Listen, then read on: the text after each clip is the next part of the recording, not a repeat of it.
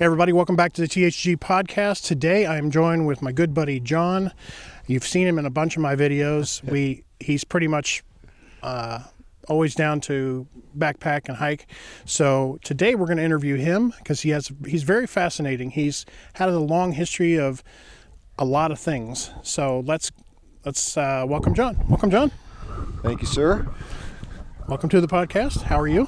I'm good. I'm having a great time out here in the wilderness this weekend. Yeah, last night was rainy, but hey, we had good protection. We were okay in it. Yep, we did okay. Yep.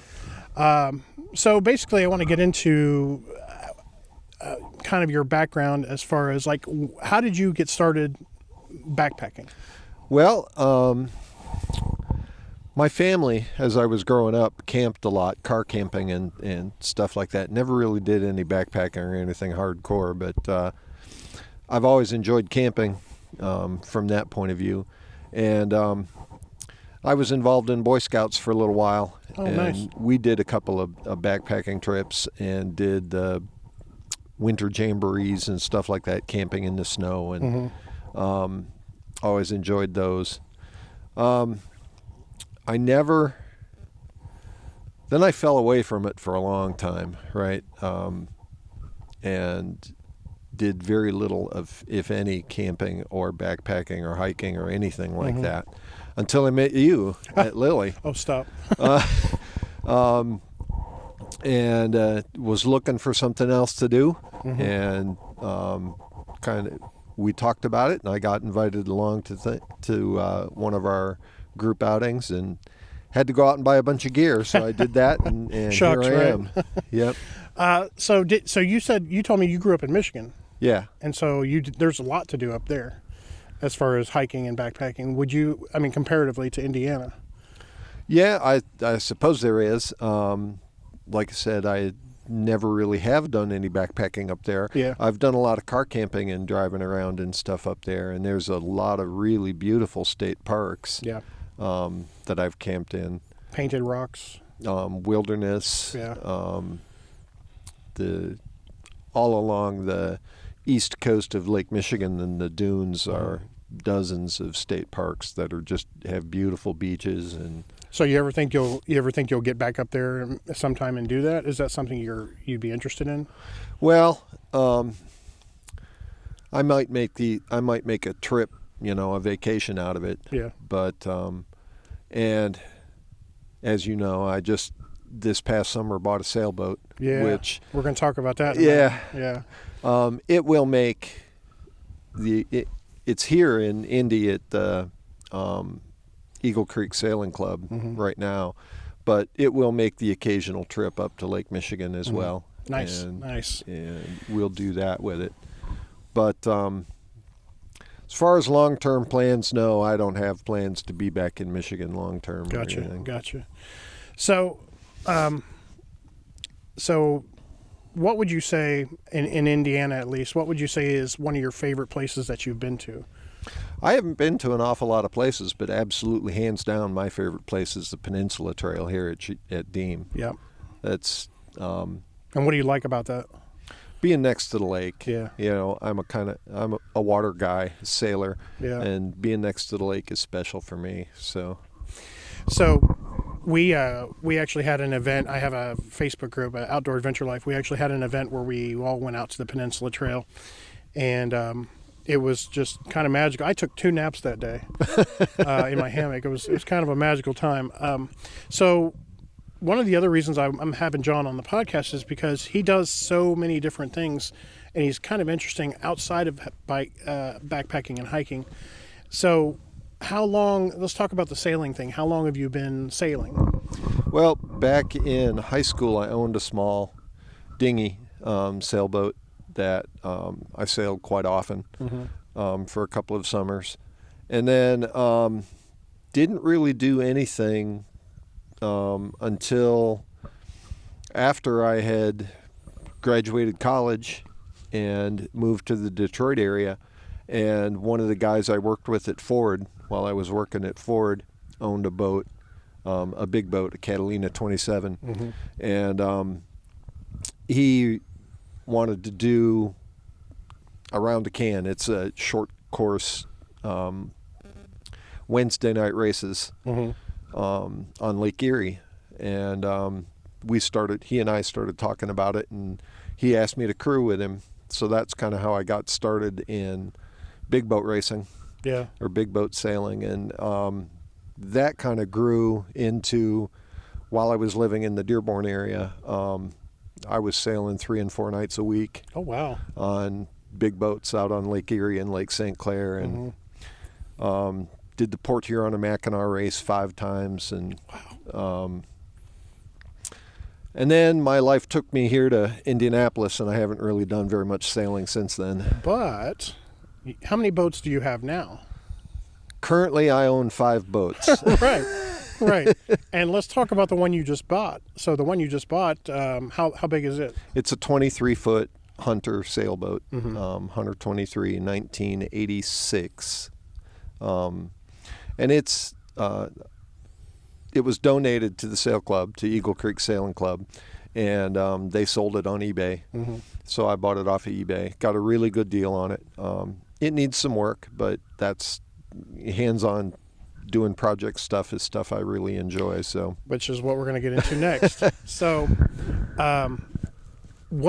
so you told me though your long-term plan for sailing is you want to live on a boat. Yeah, and I think I've actually got my wife talked into it now. Have you? Yeah, yeah. So the plan is now to, when I retire, which will be, let's see. 9 years, 2 months from now. 3 hours, 24 minutes. Yep. That'll be, will be to buy a big boat, probably in the 30-foot range, 35-foot range, and retire on the East Coast and sail up and down the East Coast. Nice. Now, obviously, you're still going to do backpacking and hiking and stuff when you can, right? Oh, yeah. Sure. I mean, that's probably never going to leave you, right? Yeah, well, it's also a passion of my wife's, so. That's awesome. That's awesome when you can get somebody involved with you. Yeah. All right, so speaking about projects, so another thing I need to tell you all about John is that he's a tinkerer. He can build stuff, and talk about a few of the things you've built recently, like the Alexa light, your robots and stuff like that. Talk a little bit about that. No. Well, I got involved in computers back when I was in 8th grade, and it was like then I knew what I wanted to do in my life, right, for a career. And ever since then, I've been fascinated with mobile robotics and building things that crawl around. So in my basement now, I probably have more than a dozen small robots that I've built that they don't really do very much other than kind of move around and crawl around. And still. But they were fun to build, and that's the part that I enjoy is building them. So I do that, and I have a full functioning wood shop in my basement, so I do a lot of woodworking. And I have in the past done a lot of this, and I still dabble in it. I make jewelry. That's right. That's right. I forgot about that. Mostly out of silver and semi-precious stones and things like that. But yeah, I do a lot of different things. You really do. And one of the things, and it's pretty neat. He took a voice module from an Alexa. Oh yeah, that was. And you made a light out of it. Yeah, I built a steam bent wood lamp for my living room, and wanted to do something special with it electronics wise. So I bought some parts off of Amazon and cobbled together an Alexa interface, so now I can control that light, turn it on and off with my voice using the Alexa. That's awesome. That's just awesome. So as far as getting back to the subject of like hiking and backpacking, what is in Indiana and maybe anywhere else one of the trails that you would like to conquer or that you would like to try out? Well, back in the day, before I started sailing, hard, I had dreams of doing the Appalachian Trail, beginning to end. And I don't really have that ambition anymore, but I would like to go out and hike a section of it. Yeah. Just to get that experience. Yeah. Not so much to experience the trail, but to like experience the people that I would meet. Oh yeah. While I was out there on the that dirty famous hippies. trail. Yeah. And then, there are places I'd like to do short hikes on, like, we talked about last night, the shore of Lake Lake Superior. Yeah. And some specifically really beautiful places like that. Do you have any place out west that you want to see? I have a place I'd like to see again, and that is Lake Tahoe. I'd like to go back out there and do some more hiking. And on the Olympic Peninsula, I'd like to do some more hiking there. That's right. You took a trip to Olympic State Park or Olympic National. Well, I hiked on the Olympic Peninsula like 23 years ago. My wife and I went there on our honeymoon. Right. And we hiked. And that's a very cool place. Is it? I mean, yeah. It is. The woods the forest is completely different than what you see around here. It's very much more diverse and dense and lush and rich, and it's very much a rainforest. It's just cold. Gotcha. Well, is there any parting wisdom you would like to give to the audience here, as far as is it related to anything? Well, the one thing I am not is a gearhead, right? I said in the beginning of the talk here that I went out and bought a bunch of gear to go on our first outing.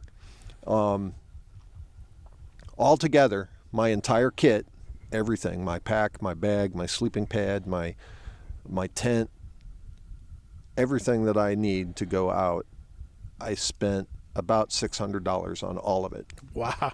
And I spent half of that on my boots.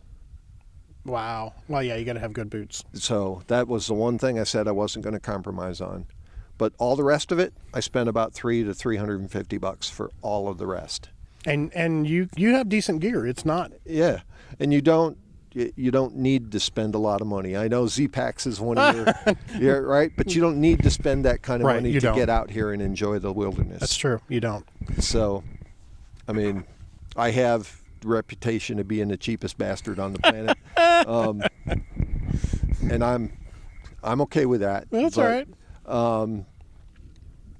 The serious message there is, you don't need to spend a lot of money. You don't need to have a lot of titanium stuff. You can get out here and hike and enjoy this, and backpack and enjoy this without spending a lot of money. Yeah, that's good.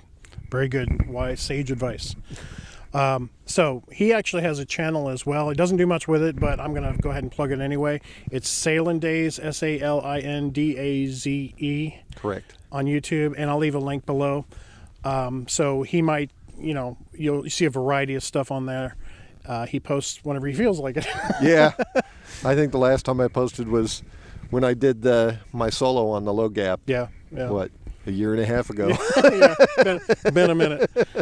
Anyway, thank you, John. I appreciate you coming to the podcast, and we're about to go now.